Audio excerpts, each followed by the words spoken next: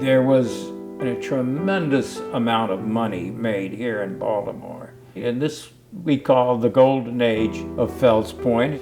And it's a very simple trade. You take flour down to the West Indies, which you could get almost any price for because the people were starving.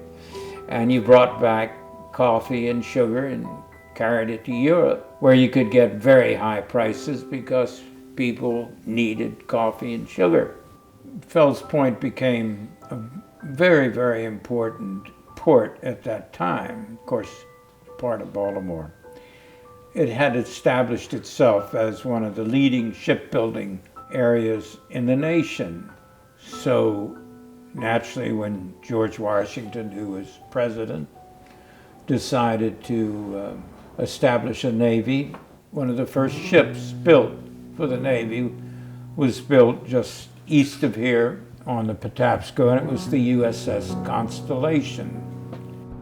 Now, let me explain first that the War of 1812 was over the northern boundaries, an independent Indian nation, and also became the trade, free trade, and the rights of sailors. Because our sailors were being taken by the British on the high seas and impressed. So places like Fells Point were very up in arms. Trade, free trade. We could not trade with other countries except through England. Therefore, Congress on June the 17th in the year 1812 declared war on Great Britain. So the United States at war with Great Britain. We did a terrible job in fighting the British. In the north, along the boundary with Canada, we lost every major battle. Our Navy, which was very small, was all bottled up by British blockades. So the only Navy that we had were the privateers. Fells Point had 56 privateers out on the high seas. And in that short duration of time, 2 years, these privateers from Fells Point captured or destroyed over 500 British vessels. On August the 24th, the British defeated the Americans at the Battle of Bladensburg and then went on to burn Washington. Now, in 3 weeks, Baltimore, Fells Point,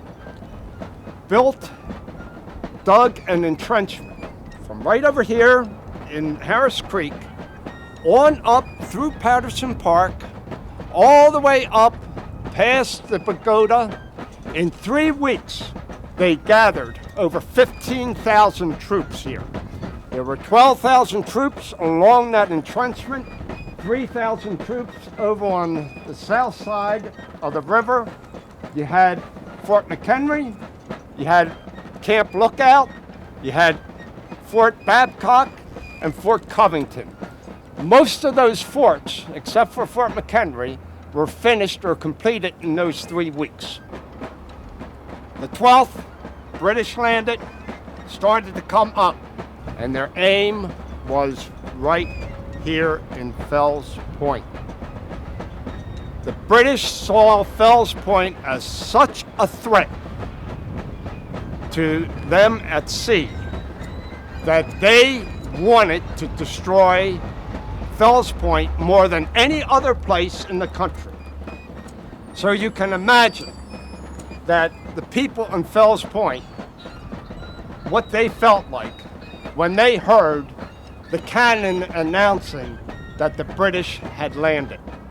At about 2 o'clock, everything broke loose because Fort Babcock and Fort Covington spotted this flotilla of British.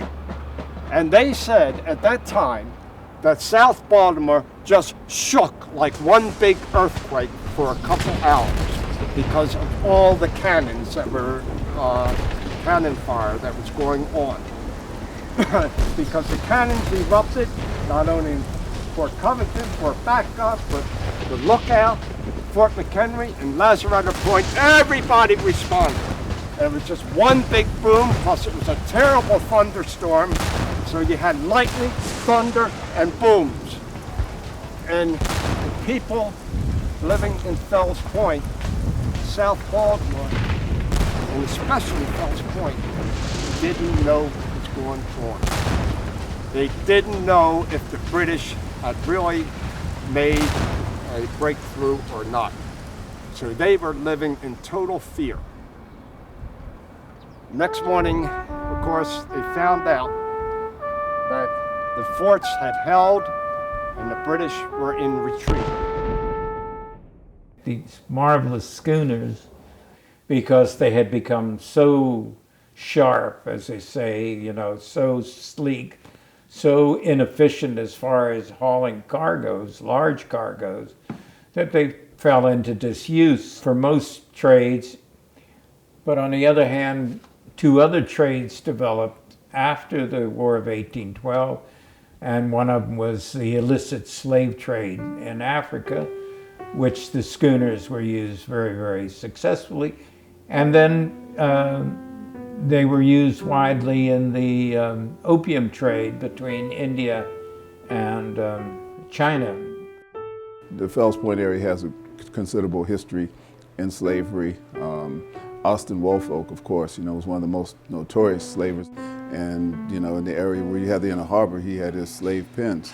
Baltimore was schizophrenic about the slave trade, so sometimes they would even hide the slaves in buckboards and cover them over with quilts so that they wouldn't offend the more gentle citizens of the town. The Trail of Tears was the path that the slaves followed as they proceeded to the slave markets where they would be roped. I mean, being sold was a very indelicate kind of situation because people came up and examined you as they would a horse. They would put their hands in your mouth, on your private parts or whatever in order to examine their potential investment.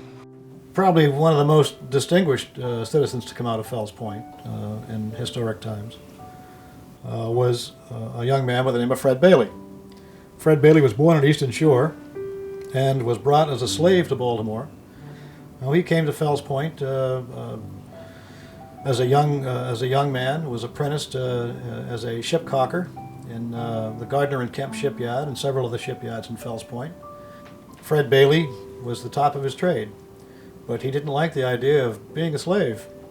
So Fred Bailey dressed himself as a sailor, and sailors were fairly common on the trains in those days, going from one place to another, and they didn't, if you were dressed as a sailor, no one questioned whether you were a slave or not. So no one questioned him. He took the train north. He ended up in New Bedford, Massachusetts, and changed his name to Frederick Douglass. There are a number of things people know about Fells Point, but one is that my great-great-grandfather lived here and escaped from here, September 3rd, 1838. After the War of 1812, immigration became a big industry, and where we tend to now to give it a sort of a aura of emotion or sentimentality. Actually, the owners of vessels considered immigrants as cargo. The trade was a very harsh business. An Alexander Brown ship could take tobacco or some other product to England, as an example, to Liverpool. And in Liverpool, he had one of his sons there, and the son would have agents in Germany, and they would corral a cargo of people, and they'd transfer them up to Liverpool, and not by coercion so much as PR and other tactics. These people would immigrate. More often than not, they didn't have any money, so ship owner would say, well, you can pay on the other side. Well, that meant that they had to serve out a sort of period as slaves. White people, black, whatever they were auctioned on arrival at Fells Point